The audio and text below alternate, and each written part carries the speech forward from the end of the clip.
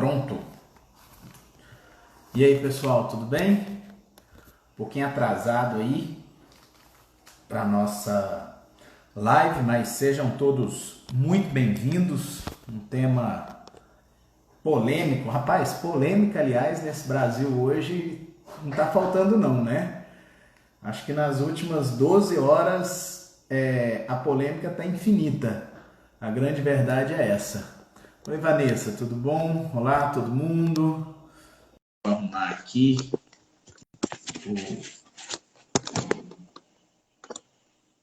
E vai ser no canal Trabalho Notável também. Olha o canal Trabalho Notável abrindo lá. Aí, Dá para todo mundo boa assistir tarde. aqui e no canal Trabalho Notável.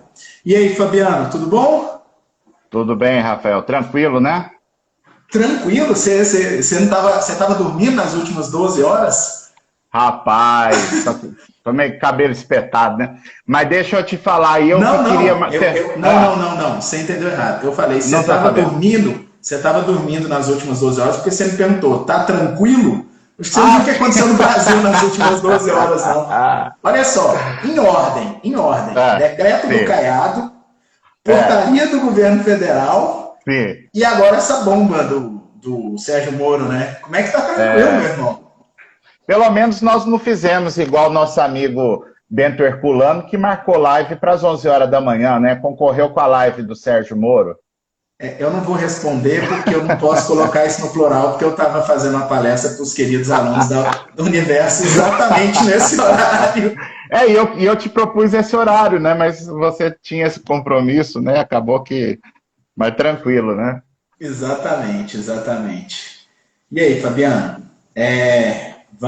Enquanto o pessoal está chegando, enquanto a gente está aquecendo aí, pessoal entrando e etc., deixa eu colocar o assunto aqui, né? Eu Isso. queria que você me desse, sem Tá. entrar no tema, tá Sem certo? entrar no tema. Sem entrar no tema, que você me fizesse considerações da grande, como é que eu poderia chamar? Da grande técnica legislativa que essa portaria 10486 traz. Olha, Rafael, eu só diria que se fosse estagiário meu, teria Tá. tomado um puxão de orelha tremendo. E servidor qualificado, que a gente espera que redige essas propostas, né? E a gente vê o descaso, né? Infelizmente, né, Rafael? Tem situações assim, críticas que a gente faz, pode parecer questão periférica, mas é só que demonstra o universo que foram inseridas as empresas, os trabalhadores e os advogados trabalhistas. Né? Aí cito só duas considerações sobre técnica legislativa, né, Rafael? Que é o fato de que a medida provisória fala que é um benefício emergencial de preservação do emprego e a portaria fala que é um benefício emergencial de manutenção do emprego. Mudaram o nome do benefício legal por portaria.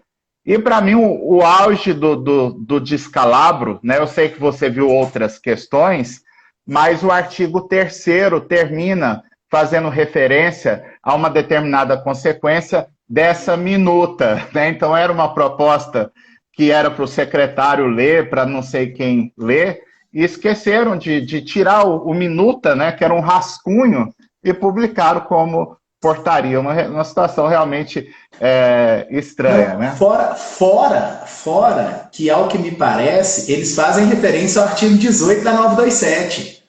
Isso, Eles fazem isso. referência ao artigo 18 da 927. Cara, o caos. Acho Fala que que, além. um determinado cálculo, um determinado pagamento vai ser pago na forma do artigo 18 da portaria, e o artigo 18 da portaria, essa portaria passa a viger no dia da sua publicação. Então, assim, Mas sabe o que eu tô achando bom? Sabe o que eu tô achando bom?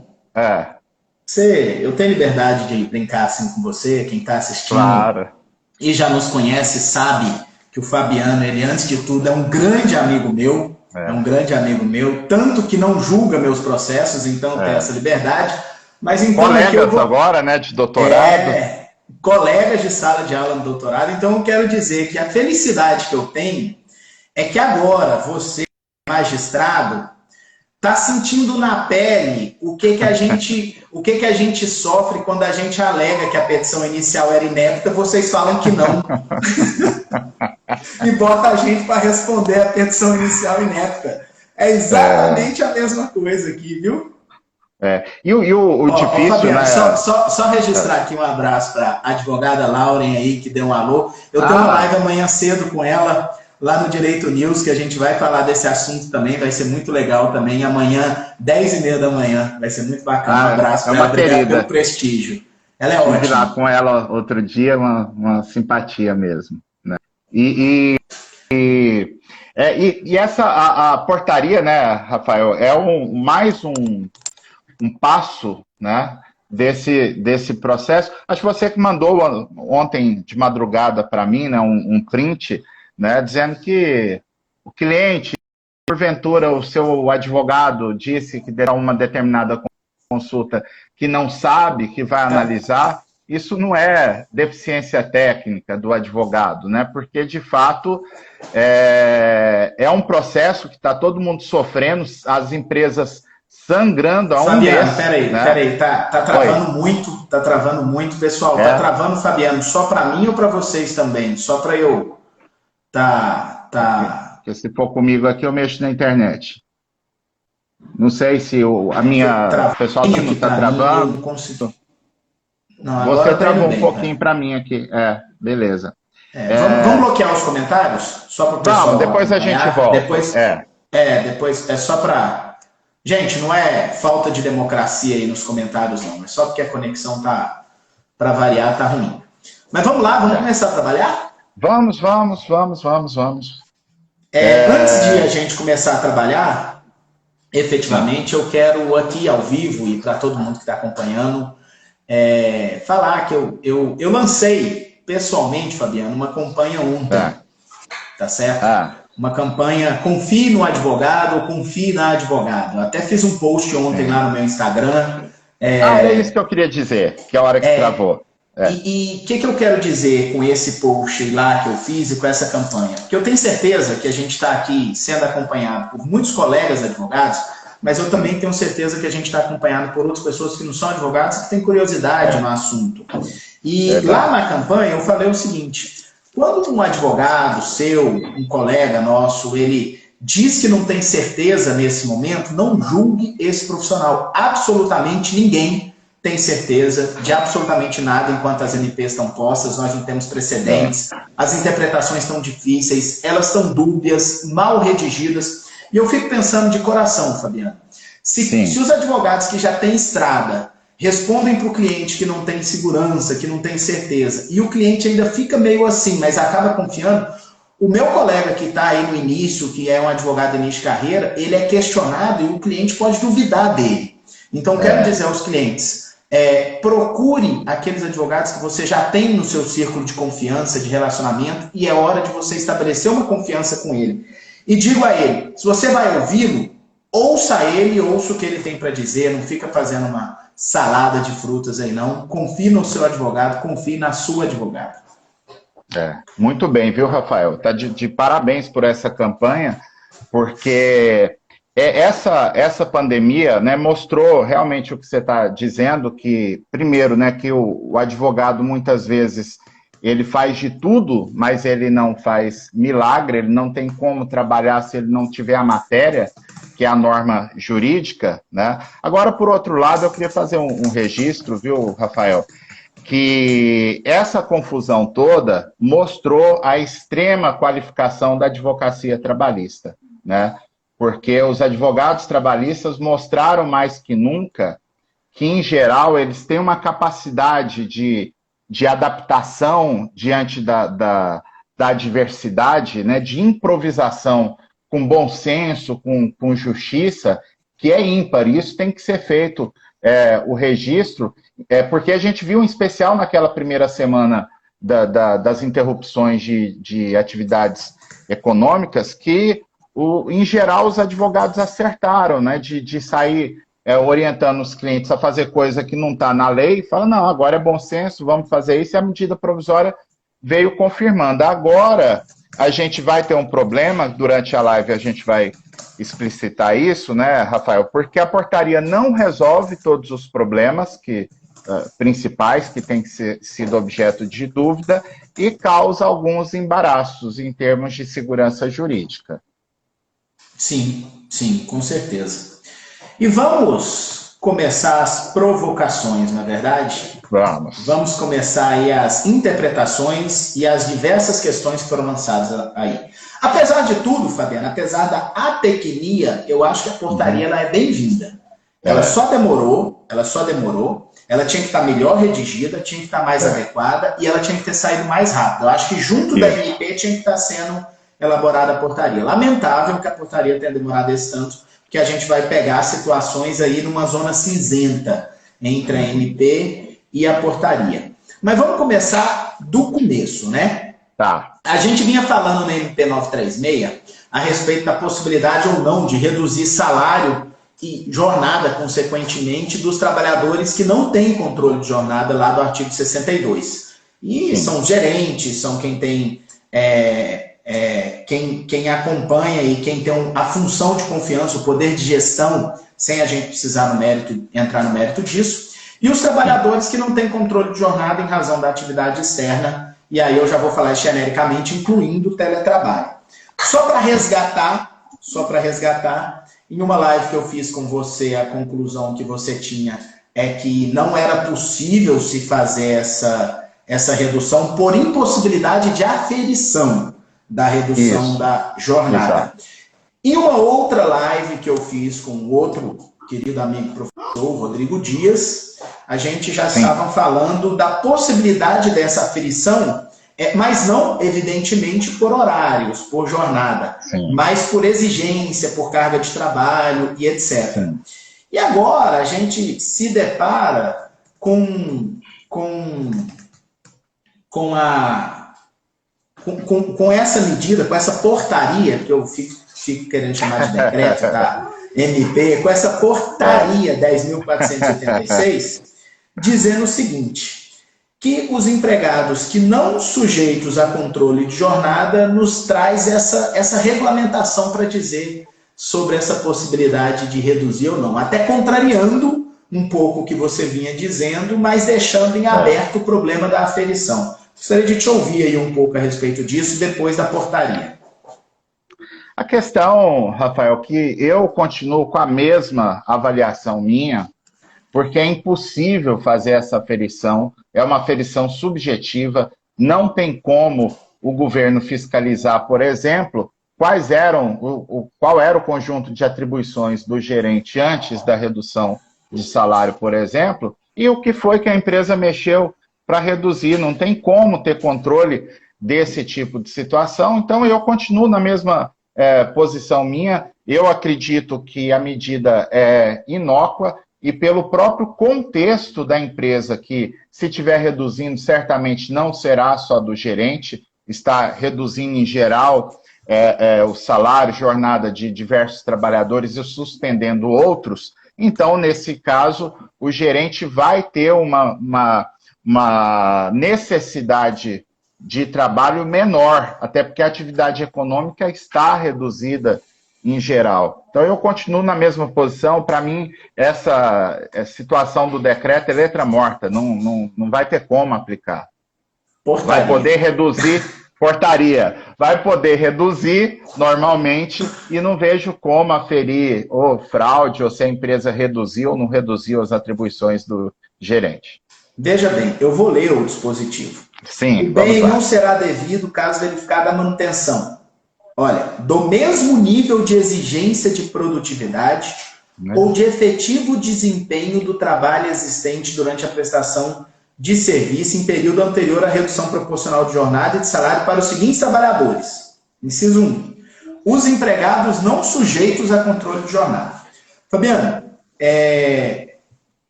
isso vai ser resolvido em processo judicial.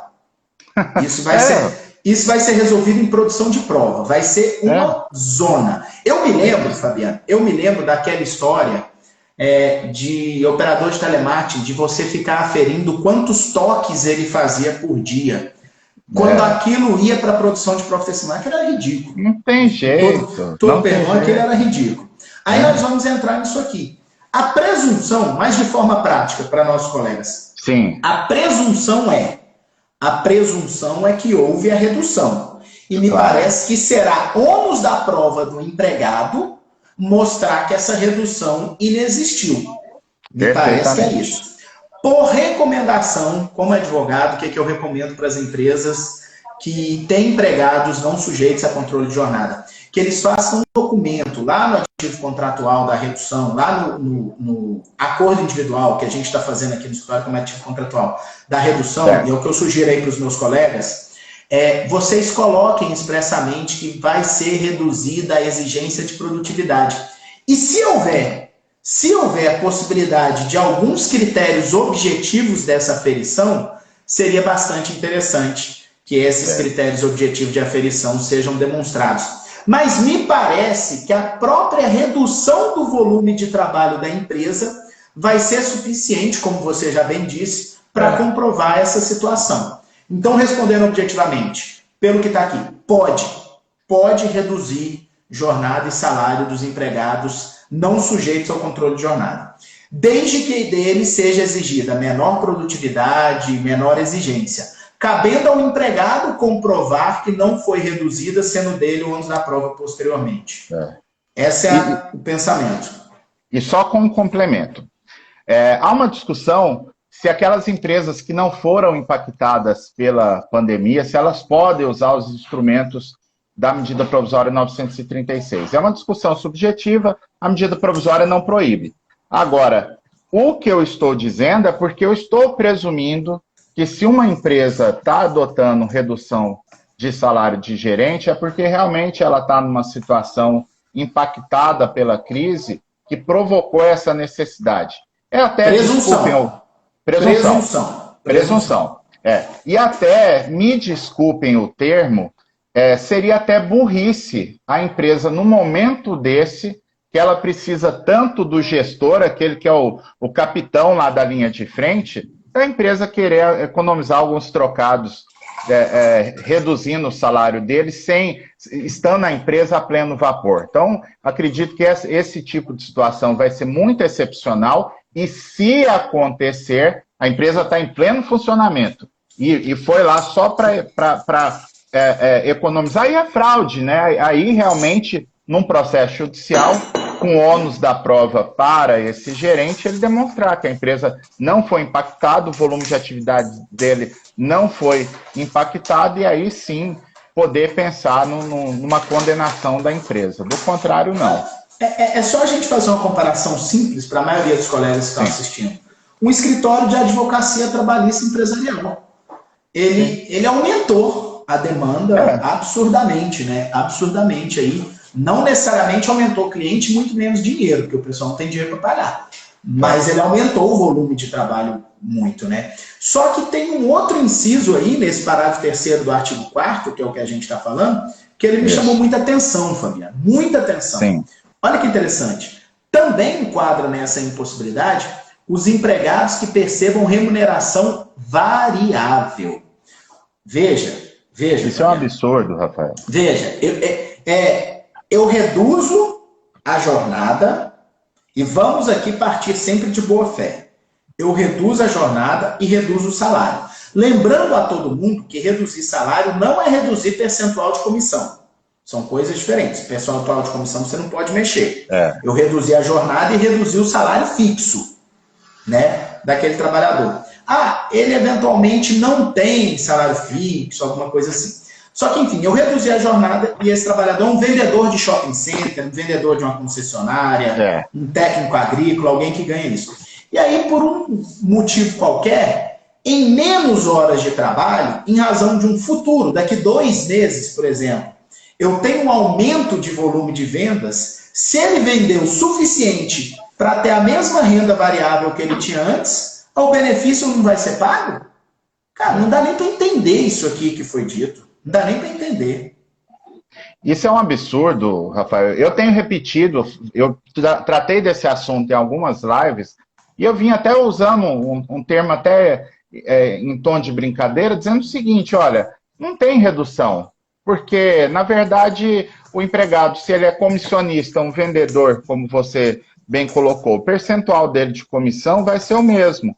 Então, se eu reduzo a carga horária dele de 8 para 4 horas, mas o cara é um ninja, em 4 horas ele consegue fazer um volume de vendas que ele fazia antes dessa redução, eu não vejo porque isso viola até um princípio básico do capitalismo, que é o esforço pessoal para se alcançar um determinado objetivo. Isso despreza o fato de que algumas atividades em que o empregado tem comissão têm determinados períodos de picos de venda. A gente está vendo, ainda que o comércio esteja desaquecido, a pandemia pegou geral, mas todo mundo quer dar um presentinho para a mãe agora em maio, né? Todo mundo quer dar um presente para a namorada, para a esposa no mês de junho. Aí o cara que vendeu naturalmente mais do que ele vendeu em janeiro, fevereiro e março, vai cortar o benefício dele ou vai sobrar para a empresa pagar a conta, né? Porque qualquer irregularidade pela portaria, a empresa é que paga o pato. Quando, na verdade, aquilo ali ocorreu pelo esforço pessoal. Então, o empregador agora vai pedir para o cara ou não vender ou não lançar as comissões para ele, para não acontecer esse tipo de situação. Realmente é incompreensível uma situação dessa. É um erro, um dos erros graves dessa portaria, a meu ver. A única, Fabiana, a única possibilidade que eu vislumbro disso, e seria naquela situação em que o empregado só tinha renda variável, eu reduzo, pela média, o governo paga uma proporção, como seguro-desemprego, e aí a empresa continua na renda variável dele, só que ele não perde renda, entendeu? Ele estaria aumentando uma renda aí. E aí é a única possibilidade que eu enxergo disso ter acontecido para a gente pensar numa situação dessa. O que seria razoável dentro desse aspecto, o que seria razoável, né? Mas, enfim, eu não sei até que ponto seria razoável pelo que você disse. Se ele está ganhando agora a mesma coisa de antes, é porque ele estaria ganhando mais, né? Afinal de contas, como você bem disse, janeiro, fevereiro e março é ressaca de Natal, nas lojas, vende um pouco menos, maio e junho aquece de novo. Então, assim, a empresa pode suspender alguns contratos para reduzir, ainda que cada vendedor fique com uma jornada menor, mas a empresa pode ter um número menor de vendedores nesse período e acabar provocando esse tipo de resultado, né? Perfeito. Já que você falou aí sobre a empresa ter responsabilidade de devolver o benefício para o governo, explica isso para a gente, sem entrar naquele aspecto que eu vou entrar depois a respeito do problema dos 10 dias. Tá. É porque a portaria, isso a medida provisória não deixa claro. Quer dizer, a medida provisória, ela deixa claro o quê? Se a empresa fez o acordo e não comunica para o governo, aí o empregado vai ficar prejudicado, a empresa teria com o salário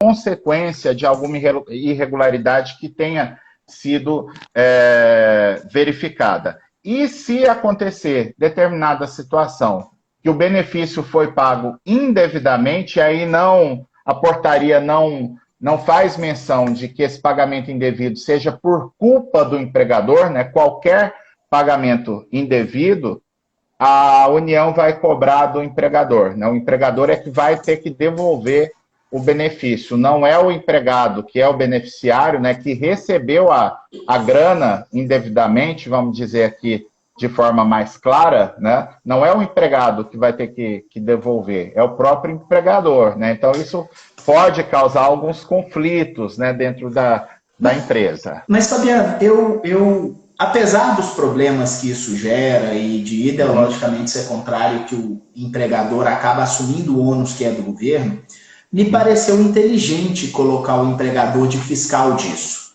Me pareceu inteligente. Afinal de contas, isso vai inibir as fraudes. nesse sentido, me parece, entendeu? Então, me pareceu inteligente. Só que nós temos determinadas situações que vão entrar numa zona de conflito muito significativa aí, né?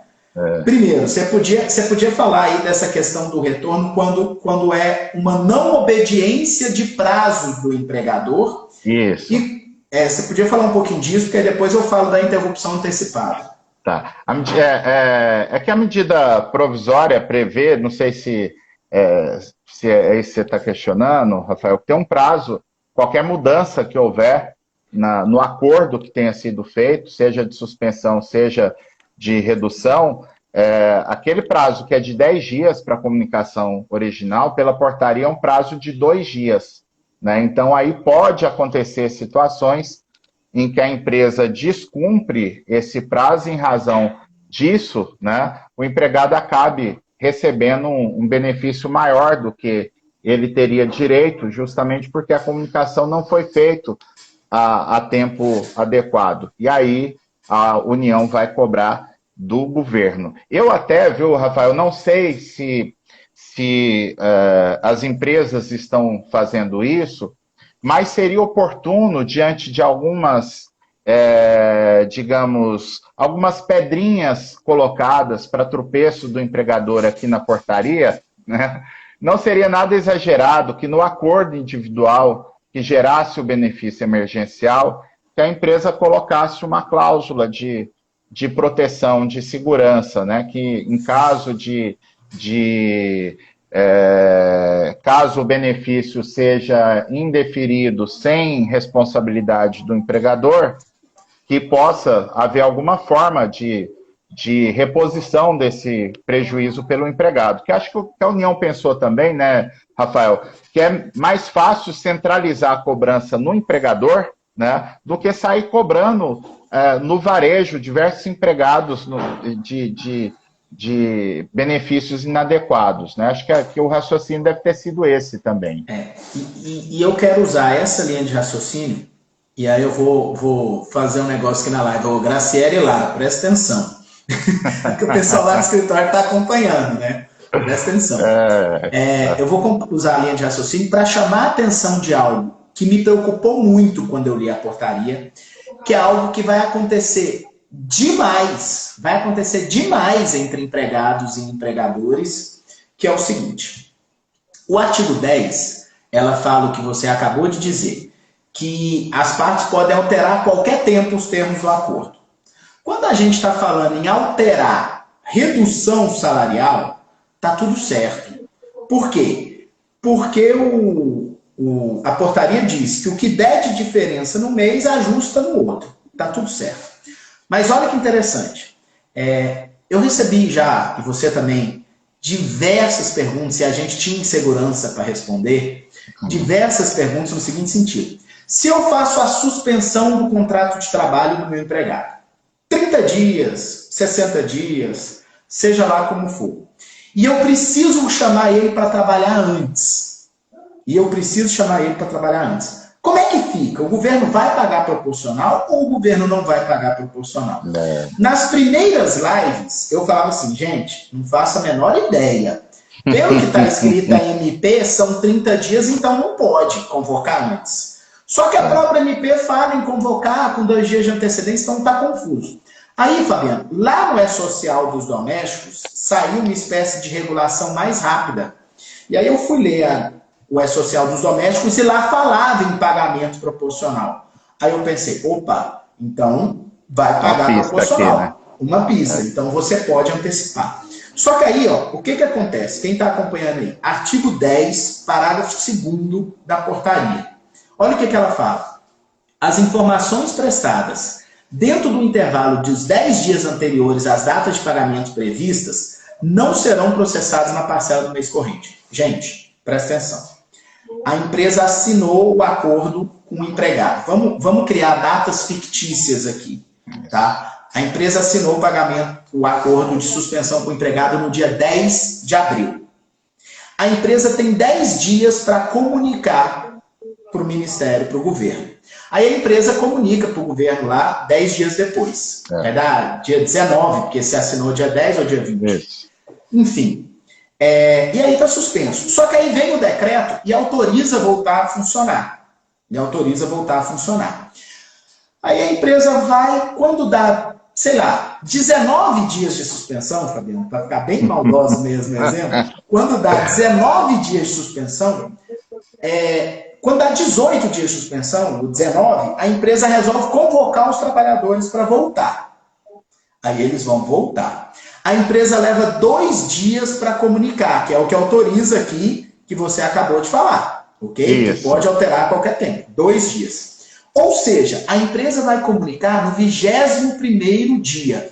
Gente, presta atenção no que ela comunicou no prazo, né? Tudo certinho, não tem erro no prazo.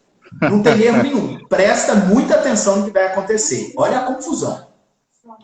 A empresa vai deixar de pagar para o empregado 21 dias de trabalho, porque ele está com o contrato suspenso. Se ela faturar acima de 4,8 milhões, vai pagar as proporcionalidades lá. E o governo deveria pagar esses 21 dias. Só que nos termos do parágrafo 2º, Fabiano, essa alteração nesse 21º dia não vai ser processada. Ou seja, o governo vai pagar o integral. O governo vai pagar o integral para esse trabalhador. Exatamente. Vai pagar 30 dias de suspensão. E a empresa vai vir no mês seguinte ser compelida a devolver esse dinheiro, inclusive com possibilidade de perder a certidão negativa de débitos. Olha uma confusão disso aqui. Então, olha o que aconteceu. E a empresa pagou o salário para o empregado. E a empresa pagou o salário para o empregado porque tem que pagar. Tem que pagar. Resumo da ópera. Aonde vai ficar esse dinheiro? Tá? Então, Fabiano, que eu estou aqui startando uma recomendação que eu acho que é relevante para os nossos, para quem está nos assistindo, para os meus colegas advogados, para os empresários que estiverem assistindo, para todo mundo. Primeiro, estabeleça um documento dizendo isso para o trabalhador. Faça um documento explicando isso para o trabalhador. Uma mensagem no WhatsApp, um alerta geral. Um registro, né? Um registro. Que, quando as comunicações coincidirem com os 10 últimos dias, pode ser que ele venha a receber mais do que ele deveria receber do governo. Então, essa é a primeira coisa. Porque você recomendou em fazer uma cláusula, só que esse contrato já foi assinado. Já foi, Para quem vai fazer agora, tá fácil. Para os novos, vamos inserir isso. Mas vamos fazer esse alerta, e-mail, WhatsApp, do jeito que for. E aí avisa o empregado que pode ser que ele receba. E aí, o que eu recomendo? Que nesse mês o empregador pague normalmente o empregado, até porque ele vai ter um problema de demorar a receber. Lembra que o empregado vai receber 30 dias depois da comunicação, e esse é um problema que a gente vai falar agora, a possibilidade do empregado ficar até 60 dias sem dinheiro. Isso é um problema sério, tá certo? E aí, no mês seguinte, quando vier um outro pagamento cheio, eu defendo, Fabiano, que o empregador pode descontar do empregado aquele dinheiro que tem que ser devolvido para o governo. Por quê? Sim. O fato da obrigação de devolver ser do empregador é uma obrigação de fazer e não uma obrigação de pagar, a não ser quando haja um erro, uma culpa, evidentemente, aí a gente vai discutir responsabilidade. Mas veja, é o empregado que tem que devolver, o empregador vai operacionalizar. Então, no mês seguinte, o empregador vai descontar do empregado aquele valor que ele tem que devolver para o governador, para o governo, tá certo? E formalizar isso na folha de pagamento. É assim que eu estou enxergando, assim que eu estou recomendando e assim que eu estou até antevendo uma série de problemas que nós vamos ter de efeito prático e que vão surgir para daqui 20, 30 dias. E isso nos leva ao outro problema, que aí eu vou passar a bola para você. A portaria cria um prazo novo de comunicação. A portaria fala que são 10 dias a partir de agora. Então, quem tinha perdido um prazo consegue recuperar esse prazo agora. Quem tinha que alterar, consegue alterar esse prazo agora. Só que veja, Fabiano, quando eu crio esses 10 dias, olha o absurdo que a gente pode alcançar. Vamos imaginar alguém que tenha sido muito veloz e diligente e assinado com um trabalhador lá no dia 2 de abril a suspensão do seu contrato de trabalho. Ele tinha até 10 dias depois, ele até fez, só que tem algum problema, ou ele não fez, de forma que ele vai fazer de novo. E aí essa portaria é publicada agora, dia 24 de abril, hoje. Então tem mais 10 dias a partir do dia 24. Significa que até lá para o dia 3, 4 de maio, segunda-feira, isso vai ser feito e o empregado vai receber esse dinheiro dia 4 de junho relativo ao mês de abril. Vai ser difícil. Isso ficou inimaginável, cara. Não consigo entender como é que vai ser essa lógica. Eu vou começar, eu quero fazer uma consideração ainda ao ponto importante que você levantou, mas vamos começar por esse final, né? A portaria, eu acredito que ela, nesse lado, aceitou um apelo do bom senso, né? Porque o governo deixou todo mundo no escuro, teve a questão da confusão lá da liminar do Supremo, na DI 6363, então houve fatores aí que influenciaram problema para o empregador operacionalizar esses acordos. Então, é justificável abrir esse novo prazo. Agora, quem já comunicou tudo certinho, né, Rafael, não vai reiterar, não vai fazer nada, tá tudo certo. Agora, essa reabertura de prazo vai trazer um transtorno para o empregado, mas aí, paciência, né, é um benefício do governo, ele não vai ter prejuízo no final, né, porque ele vai receber desde a data lá original do acordo, né, mas... Comentário maldoso. É porque não é suas contas que estão vencendo. Ah, sim, não, claro, Rafael, mas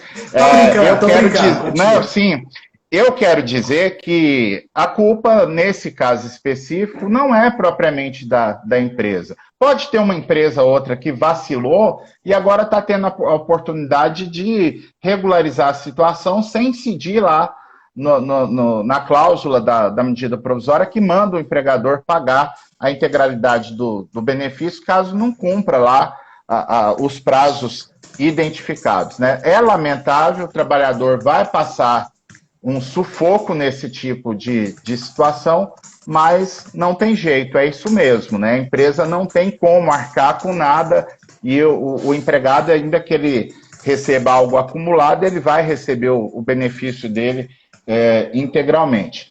Agora, eu queria voltar num pontinho só, Rafael, no que você disse lá da questão do desconto, que eu concordo contigo, que é até uma questão de princípio geral do direito, né, de vedação e enriquecimento sem causa, né, a questão lá do empregado receber o benefício a mais por conta desse jogo de datas que você citou, Rafael. Agora, só me traz uma preocupação, que a portaria poderia ter deixado isso explícito, e eu creio, como eu estou dizendo, que os princípios gerais do direito resolvem essa situação, mas a gente pode ter problema, Rafael. A gente pode ter problema porque depois que termina o contrato de trabalho, né, naquela peneira que às vezes o empregado faz para ver o que dá para pedir na Justiça do Trabalho, né?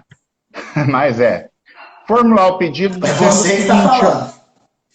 Eu estou falando pelo que a gente vê na realidade, no campo de batalha, né, Rafael, que eu e você estamos nessa aí há muitos anos, né?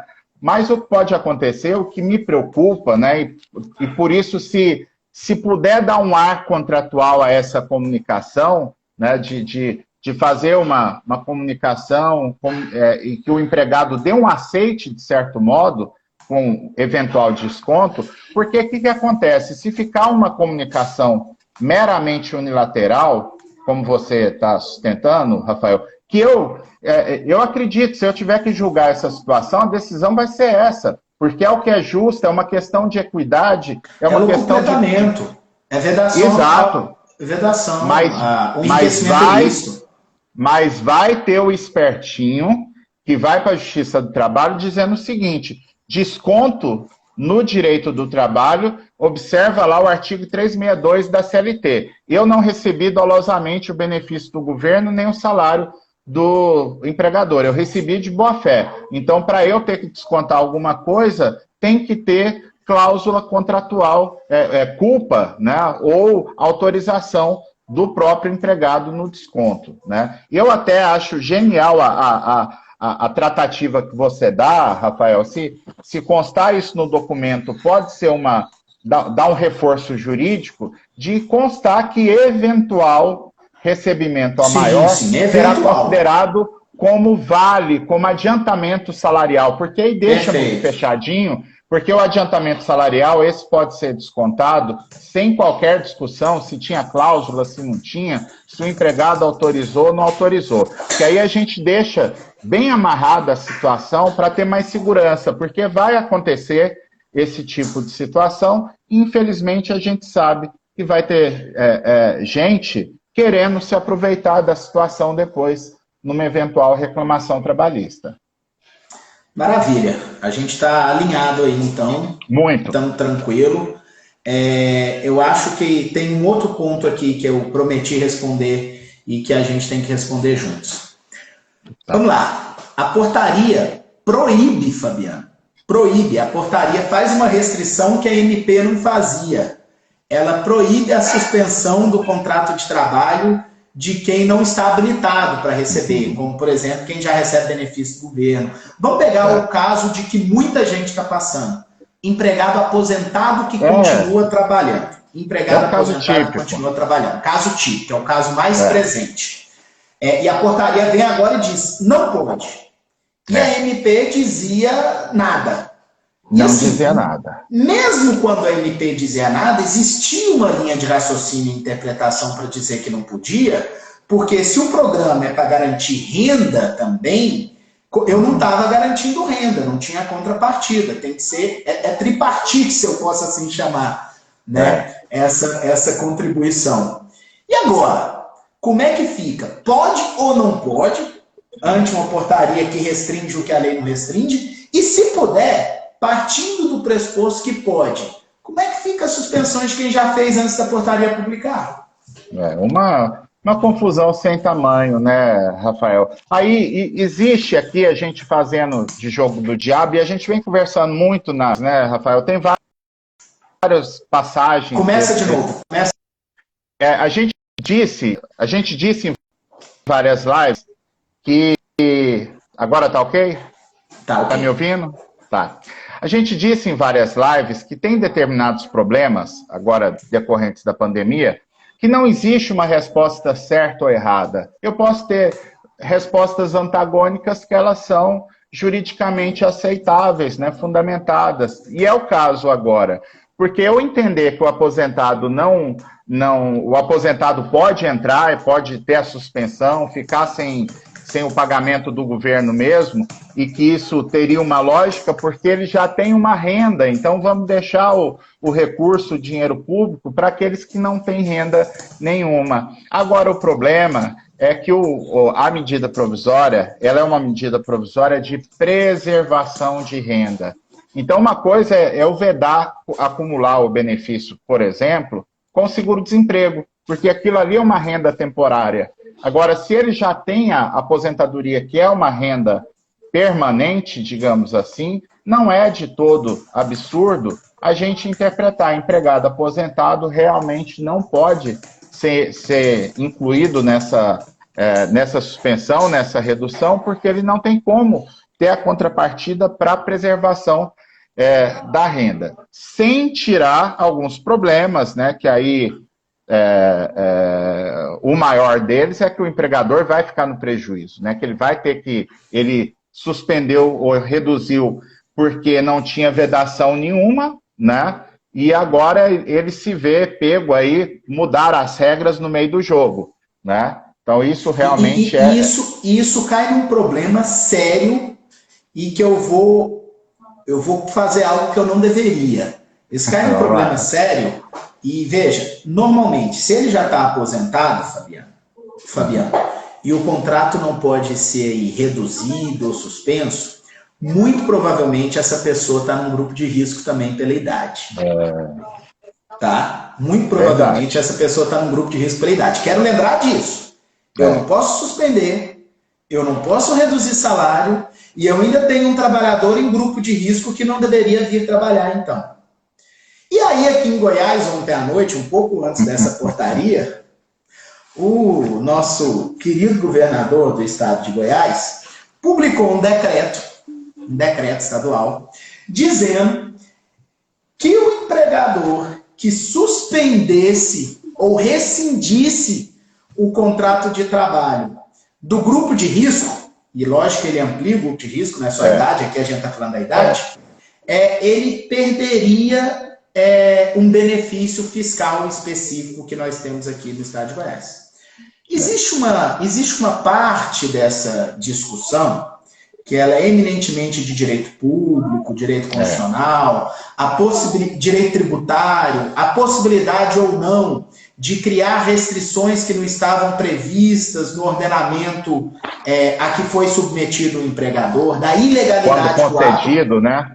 Isso, da ilegalidade de novação desse ato por parte do governo do estado de Goiás, o qual eu e você não somos dois absolutos especialistas na matéria, mas que pelo conhecimento que nós temos do direito constitucional e da lei de introdução ao direito, me parece haver um vício bastante significativo e uma ilegalidade no ato do governador, do decreto aí, ao criar essa restrição.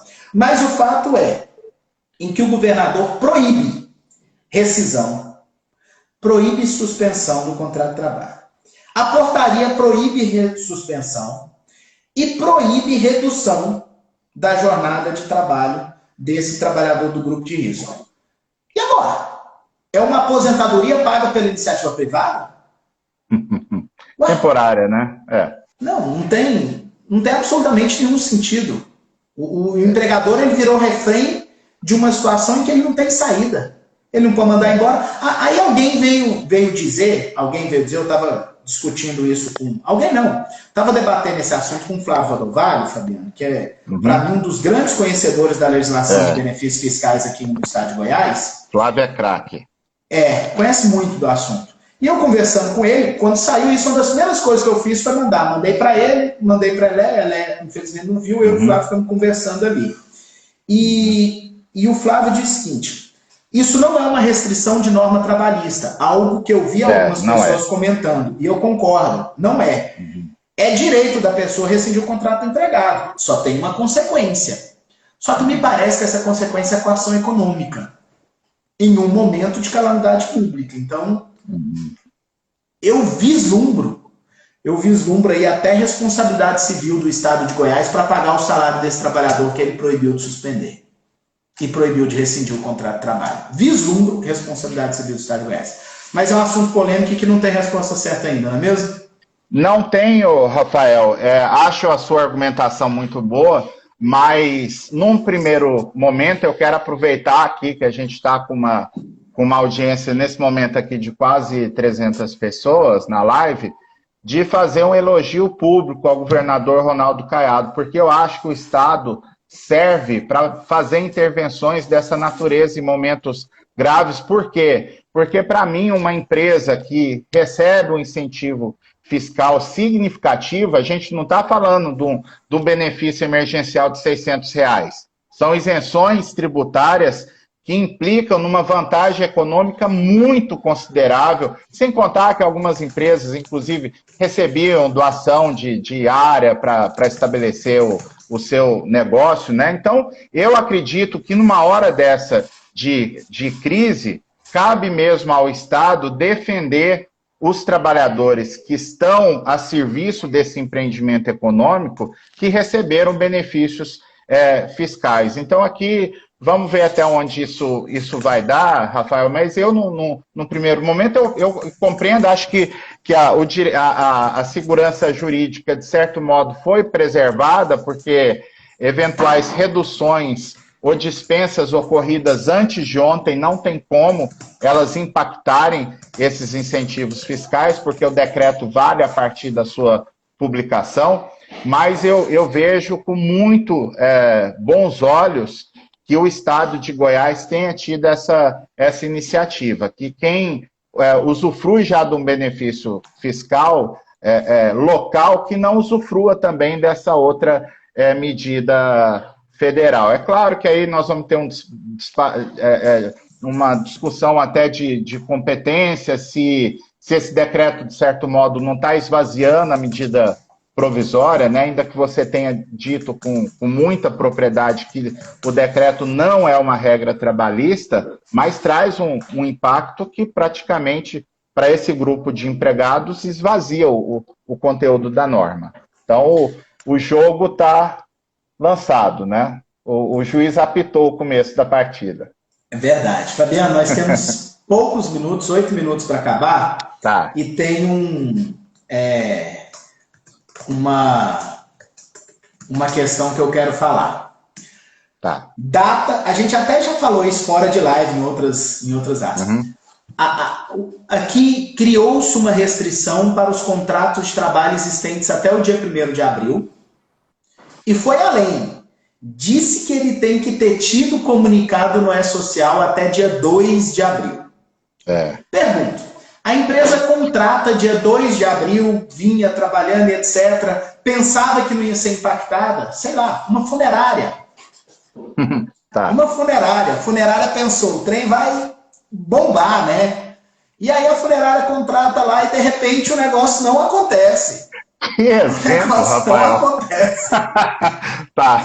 Um hospital. Tá bom, melhorou. Um hospital que aumentar seu público, o exemplo não acontece. Aí agora ele precisa, de fato, fala, não vou rescindir e tal, mas eu quero fazer. Não pode mesmo?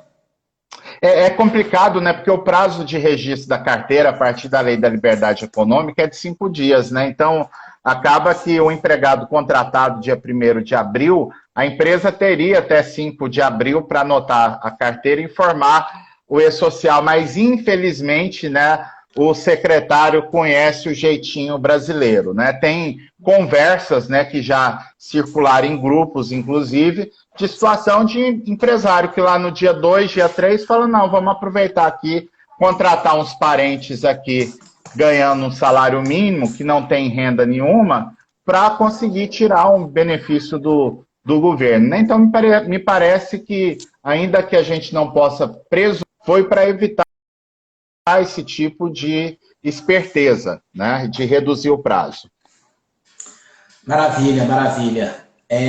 5 minutos finais, eu acho que não dá tempo. Eu posso soltar uma gente... questão aqui? Não precisa responder, não. Eu respondo. Nem se eu não souber, eu vou descobrir. Fazer igual, né, o nosso amigo Ricardo Guimarães, né? Ele te pergunta uma questão cabeluda, vira para ele assim, tá, mas o que você acha, Ricardo? Não, tô te perguntando porque eu sei que quando chegar em você, você vai resolver com brilhantismo, né? Então a questão é o seguinte, como é que ficou a situação das gestantes na portaria? Se pode, não pode suspender, pode reduzir salário, não pode, né? Precisa informar se teve acordo coletivo ou não teve, né? Eu não achei na portaria aqui, eu até joguei um controle. A portaria não sai gestante, não.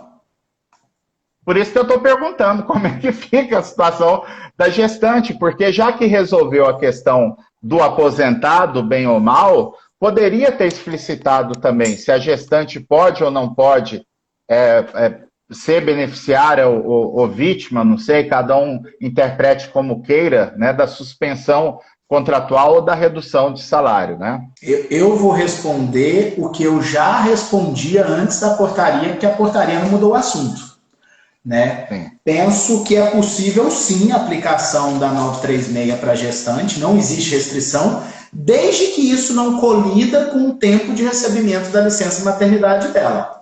Se isso não colidir com o tempo de recebimento da licença maternidade, me parece que, inclusive, é louvável a suspensão, especificamente ainda, do contrato de trabalho. Quanto à redução da jornada, o que poderia ser mais discutível, né? Já que ela continua trabalhando. Olha o Ricardo aparecendo aí. Acabamos de falar de você aqui, Ricardo. Mas, ainda que a redução da jornada ela seja mais discutível, eu penso que é possível, sim, a redução da jornada de trabalho com a gestante, sim. Uhum. É uma questão delicada. E você? Eu penso que, num primeiro momento, não pode. A minha impressão é que não pode, porque se ela tem estabilidade no emprego, ela tem uma estabilidade remuneratória que é induzida pela própria regra constitucional, que não pode, que garante a licença maternidade sem prejuízo da remuneração. Isso porque nos meses que antecedem a gravidez, ela também não pode ter, a meu sentir, revés remuneratório. E eu tenho dúvidas, né? Já conversei com alguns advogados previdenciaristas e para mim não está muito claro ainda se a suspensão, a redução vai ter impacto no cálculo do salário maternidade dela, né? Porque pode ter, falar, não, pega o último salário, mas pode ter situação em que ela esteja com o contrato suspenso ou salário reduzido exatamente nos meses que antecedem a gravidez, e aí a média pode, pelo menos até onde eu entendo, eu posso estar equivocado, mas me parece que tem risco de reduzir o benefício dela. De fato, é uma ponderação interessante aí. E eu, como empregador, eu ofereceria isso como uma vantagem. Falou, você quer ficar com o contrato suspenso? Porque às vezes a mulher quer mesmo, né? Ficar em casa, ter uma gravidez mais tranquila, né? Vivenciar esse momento mais calmo, sem o natural estresse do trabalho. E aí, se ela quiser, pode até documentar que foi, inclusive, uma solicitação dela, né? E com isso a empresa tem uma segurança jurídica maior para proceder tanto à redução quanto à suspensão do contrato. Tá certo. Fabiano, partindo para o fim, quiser deixar um recado final aí para os nossos queridos amigos, seguidores, falar de cursos, eventos que estejam chegando, eu convido para amanhã, 10h30 da manhã, acompanhar uma live aqui, minha com a advogada Lauren, lá no Direito News, tá certo? E na próxima semana teremos outras lives também, convido vocês a acompanharem. E o Fabiano também está com a agenda aí repleta de lives, cursos, vídeos e etc. Quem não segue o Fabiano ainda, gente, corre lá e segue, porque o cara é bom, tem muito conteúdo bacana. Diga aí, Fabiano. E quem não segue, dos meus seguidores que estão aí, que não segue o Rafael ainda, não deixem de seguir. Eu tenho falado, né, que mais do que nunca, eu sempre tive essa percepção já há algum tempo, e com esse momento da pandemia, que os bons foram chamados, né, a mostrar seu valor, o Rafael Lara mostra realmente que está no batalhão de frente ali dos melhores advogados trabalhistas do país, e é com muito orgulho que a gente tem essa percepção que é minha, agora ampliada o reconhecimento. Eu até tenho um evento amanhã com a Jéssica, mas como é de manhã, o Rafael anunciou primeiro, né? Não, então, pode anunciar, por favor. Não, é um evento É um evento, tem que estar lá no grupo de compliance da Tássia e da Jéssica. Vai ser palestras curtas envolvendo a pandemia. Agora, semana que vem, nós vamos ter uma programação muito massa no meu perfil aqui. Segunda-feira, Felipe Bernardes, 11 horas da manhã, falando sobre recurso. Terça-feira, Edson Miessa, às 17h07, falando de recurso e revista. E na quinta-feira, o professor Carlos Henrique Bezerra Leite. E na sexta nós vamos ter uma surpresa do quarteto, que esse fim de semana a gente vai anunciar. Dia 14, lançamento do treinamento Fabiano, peraí. Sim. Antes que o pessoal esqueça. Gente, vocês já sabem o compromisso meu e do Fabiano. Publicou a MP 956. Publicou a MP 956. Eu e Fabiano juntos aqui para interpretar ela junto com vocês aí, tá bom, gente? E o lançamento do livro, dia 14 de maio? Lançamento do treinamento Seja Expert em Recursos de Revista agora. Eu e Antônio Humberto, 100% online. Ficou muito massa o curso. A gente vai divulgar mais detalhes. Vem aí o lançamento do livro Direito do Trabalho Emergencial. Eu, Antônio Humberto, Rafael Miziara e Danilo Gaspar. E essa portaria eu estou preparando um dos meus famosos PDFs, né, um informativo. Só que com a diferença que agora eu estou convidando, eu vou passar a postar também esse material lá no meu canal, super fácil de achar. Só vocês procurarem um canal público no Telegram, Trabalho Notável. Então, a partir mais tarde, até o final da tarde, esse PDF vai estar lá com algumas considerações preliminares minhas sobre a portaria. É isso, Rafael, muito massa estar com você aqui nessa live. Valeu, a live vai ficar salva 24 horas aqui no perfil e depois eu vou salvá-la e colocar no YouTube. Grande abraço, meu amigo. Valeu, tudo de bom. Abraço.